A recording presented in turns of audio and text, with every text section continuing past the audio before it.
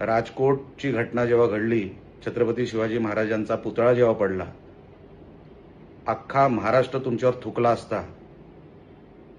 तुम्ही महाराजांचा पुतळा पाडला, त्याच्यामध्ये तुमचा हात होता, हे मी सभागृहात देखील सांगितलेलं आहे.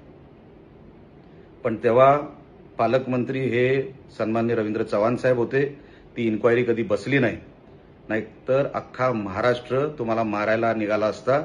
तुम्हाला महाराष्ट्रात राहण्याची जागा मिळाली नसती. हे तुमचे पराक्रम आमदार असतानाचे. दुसरा पराक्रम काय की कॉन्ट्रॅक्टरकडून पैसे घ्यायचे आणि त्या गणपतीच्या पिशव्या जे आपण देतो ते कॉन्ट्रॅक्टरच्या पिशव्या घेऊन तुम्ही लोकांना वाटता. पेमेंट कॉन्ट्रॅक्टरचं.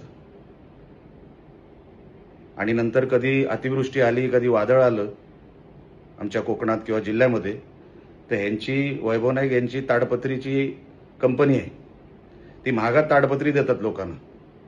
कोणाचं घर पडलं, काय नुकसान झालं.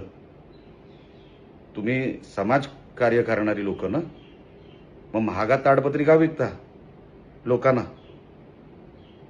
आणि जेव्हा त्यांना कळलं आता माणूस संकटात आहे, तेव्हाच ह्यांचे ताडपत्रीचे रेट वाढतात. हे असे लोक आपल्या मतदारसंघामध्ये, जिल्ह्यामध्ये 10-10 वर्ष आमदार होऊन गेले. मला आश्चर्य या गोष्टीचं. सभागृहामध्ये वैभवजी जे मी 1-1.5 वर्षात केलं, तुम्ही मागच्या 10 वर्षामध्ये तुम्ही तसा कामकाज करून दाखवा, किंवा मला दाखवा तुम्ही केलेला. सभागृहामध्ये दाखवा, सभागृहाच्या बाहेर दाखवा. एवढी विकास कामं मी मागच्या 10 वर्षामध्ये आणली. चॅलेंज आहे माझं तुम्हाला. विकासावर बोला. चांगल्या कुठल्या गोष्टी, हिंदू धर्माला पोषक काय आहे, हिंदू धर्म वाढेल कसा, तो संरक्षण त्याला कसं मिळेल, ह्याच्यासाठी प्रयत्न करा.